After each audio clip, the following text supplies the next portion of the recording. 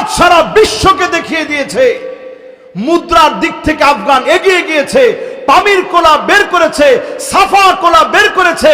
সাফা juice যখন বের করছে, সারা দুনিয়া এখন আফগানিস্তানের পিছনে ছুটছে, ঠিক কিনা বলে? মহিলারা গিয়া সাজবো, পার্লার বন্ধ করে দিস। বাজারের মধ্যে গিয়ে ওই যে পুতুলের মতো একটা বেডি সাজায় রাখে, হেটার উপরে কাপড় পিন্দে রাখে, এটির কল্লাটা কাটতে দিস। কইছি এডিও চলতো না, যৌন সুশ্রীমূলক সব বন্ধ করে দেওয়া হয়েছে। এই যে আফগানিস্তান আগাইছে, এই পাগড়িওয়ালা দাড়িওয়ালাদেরকে রক্তের কারণে যিনি দামি বানায় দিচ্ছেন তিনি কে? আজকে ফিলিস্তিনের দিকে তাকায় দেখেন, 3 মাসের উপরে হয়ে গেল চলমান সংকট।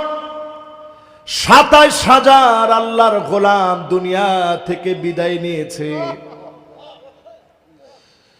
আমি সেদিন দেখতেছি রাস্তার পচা পানিগুলা মুসলমান খাইতেছে। খাবার খাওয়ার মতো তেমন কোনো খাবার নাই। পাখির খাবারগুলোকে লিকুইড বানায়া, তরল বানায়া ছোট ছোট বাচ্চাদের প্লেটে দিতেছে। আল্লাহর শ্রেষ্ঠ গোলামেরা এই খাবারগুলো খেয়ে বাঁচতেছে। বিশ্বাস করেন মুসলমান, অন্য কোন অপরাধে না, একটা বিড়াল মারা গেলে মানবাধিকারে যারা সব সময় কথা বলে, বিড়াল মারা গেলে তারা পর্যন্ত আন্দোলন করে, পশু পাখির জন্য তাদের মায়া লাগে। ফুটন্ত এক একটা গোলাপ ঝরে যাচ্ছে, এই গোলাপগুলোর জন্য কথা বলার মতো কেউ নাই। দুনিয়াতে যখন এমন অবস্থা চলতেছে, পরিষ্কার ভাবে বুঝেন অবশ্যই এই জমিনেও যিনি বিজয় দিবেন তিনি কে? বিজয় আসতেছে মুসলমান।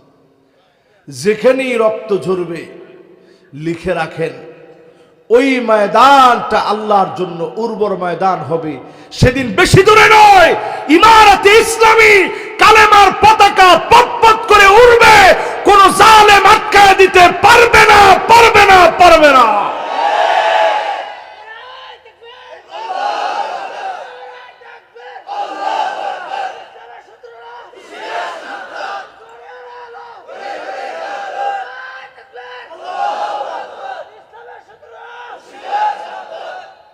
ইসলামের যত শত্রু আছে, এই শত্রুতা মানুষ অনেক সময় করে। কেন করে? মান ইআতামাদা আলা মালিহি কল্লাহ। একটু টাকা পয়সা হইলেই মনে করে হুজুর করে কেমনে ক্ষতিকরণ যাবে। আছে না নাই? ছোট্ট একটা গল্প আপনাদেরকে শোনাই। মোল্লা, এক সময় আমরা গল্প পড়তাম, সেই উজবেকিস্তানের ব্যক্তি ছিল উনি, মোল্লা নাসির উদ্দিন হুজ্জা। নাম শুনছেন? এখন তো আমরা এইগুলা পড়ি না, এখন আমাকে ছোট ছোট ফুলাফান্ডে শিখাই, tin tin tin tin cycle চালায়, আর প্যাক প্যাক প্যাক প্যাক হাঁস কেমনে প্যাক প্যাক করে এটি শিখে আর কি। মোল্লা নাসির উদ্দিন হুজ্জা, উনাকে বাদশাহ খুশি হইয়া, একজন আলেম এত সুন্দর যুক্তি দিয়ে কথা বলে, খুশি হইয়া 500 দিরহাম দিস। মন্ত্রী দেখে কয়, করছেন কি কামটা? কয় না, এত জ্ঞানী এই জন্য দিছি। কয় দেখি হের জ্ঞান কেমন, একটু ডাক্কা আনেন টেস্ট করি। মন্ত্রীর তো সহ্য হইতেছে না।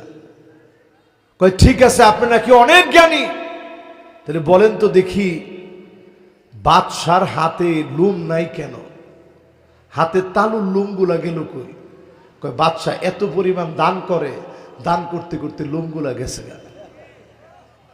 বাদশাহ শুই না এত খুশি হয়েছে, কয় যে আরো 500 দিরহাম দিলাম।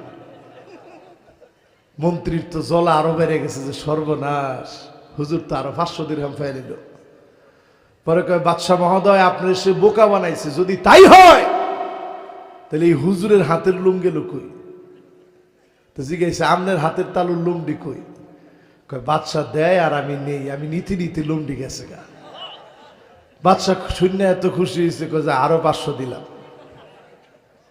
এবার মন্ত্রীর জ্বলা তো আরো বাড়ছে, যারা হুজুর দেখতে পারে না। মন্ত্রী এবার কইতেছে, বাদশাহ মহোদয় বেয়াদবি নিয়েন না, সে পুরাই আপনার বোকা বানায় এতগুলা টাকা নিয়ে গেল।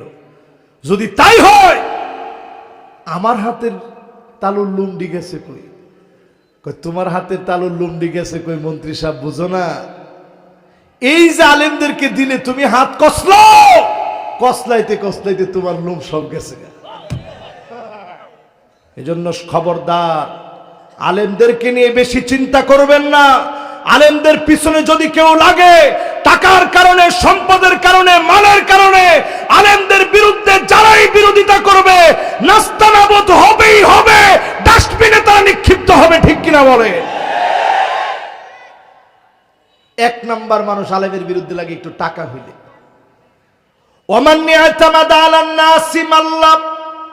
দুই নাম্বার আলেমের বিরুদ্ধে লাগে চারপাশে কিছু লোক যখন কয়, নেতা তোমার ভয় নাই, রাজপথ ছাড়ি নাই, তখন উনি মনে করে আমি কিছু একটা হয়ে গেছি। তখনই আলেমদের বিরুদ্ধে লাগে অনেকে।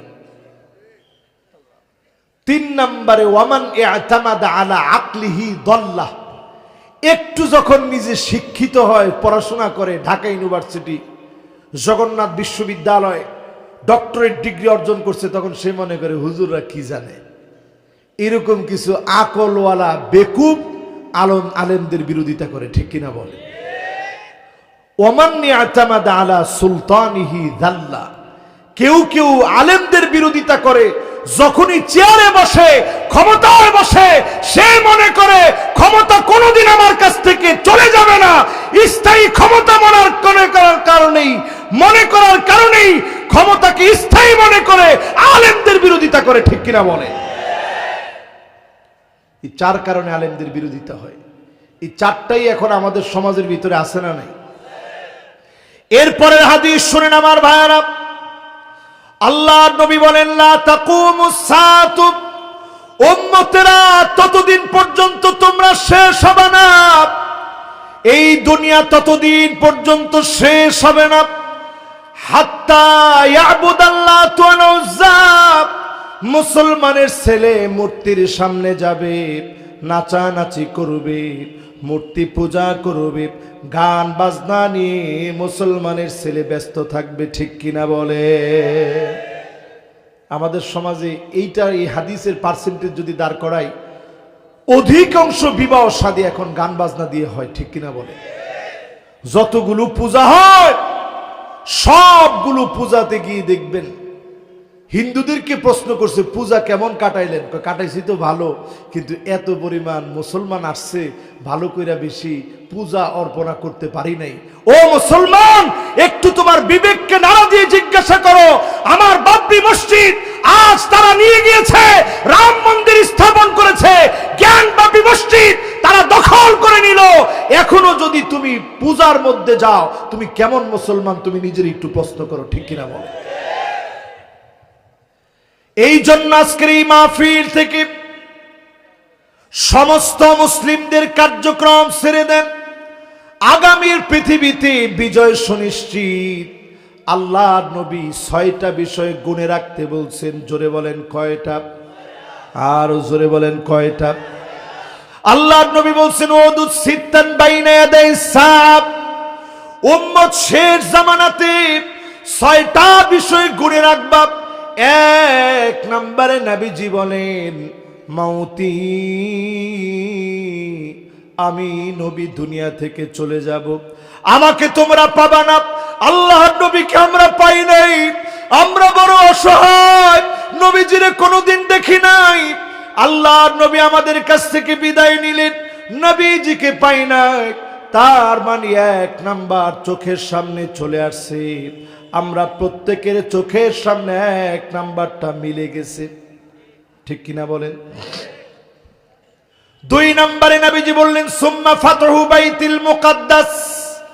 আবার বাইতুল মুকাদ্দাস বিজয় হবে, গর্জে উঠবে, মসজিদ আকসা মুসলমানের হাতে আসবে। এমন কোন পাথর নাই যেই পাথর পর্যন্ত ইহুদিদের বিরুদ্ধে সাক্ষী না দিবে। একটা ইহুদিও বাঁচবে না, সব ইহুদি দুনিয়া থেকে নাস্তানাবুদ হবে। ঠিক কিনা বলেন? রাসূল বলছে, ফায়াকুলুল হাজার, প্রত্যেকটা পাথর বলবে ওয়ারাই ইহুদি, আমার পিছনে ইহুদি লুকায় আছে। ও মুসলমান, তুমি তোমার তরবারি উঠাও, ফাকতুলহু, তার গর্দানটা উড়ায় দাও, কোন ইহুদি বাঁচতে পারবে না। ঠিক কিনা বলে? ঠিক আছে তো ইনশাআল্লাহ? ঠিক আছে, অসুবিধা নাই ইনশাআল্লাহ। আমাদের এখন মাহফিল বেশি থাকায় ধরেন এই মানুষগুলোকে যদি খালি গলায়ও আমি বয়ান করি, ইনশাআল্লাহ আমি আপনাদেরকে শোনাইতে পারবো ইনশাআল্লাহ। তাহলে বলছি 6টা বিষয় গুণে রাখতে। কয়টা? 1 নম্বরে কি? নবী দুনিয়া থেকে চলে যাবেন। 2 নম্বরে হচ্ছে বাইতুল মুকাদ্দাস গর্জে উঠবে, সারা বাইতুল মুকাদ্দাসের বিজয় আল্লাহ দান করবেন। ঠিক কিনা বলেন? কথা কি আপনারা বুঝতেছেন সবাই? এবার 3 নম্বরে আসেন। কয় নাম্বার? 3 নম্বরে নবী আলাইহিস সালাম বলেন সুম্মা মাউতানুন ইয়াখুযু ফীকুম কাকুআসিল গানাম। আল্লাহর হাবিব বলেন, ও উম্মতেরা শুনে রাখো, সারা দুনিয়াকে গ্রাস করবে একটা মহামারী, ঠান্ডা জনিত মহামারী তোমাদের মধ্যে আসবে। বলেন তো দেখি, এই মহামারী কি আসছিল আমাদের মাঝে? এই মহামারীর নাম কি? সবাই একটু আওয়াজ করে বলেন, কি নাম? এই করোনা নামক মহামারী সারা দুনিয়াকে গ্রাস করছে।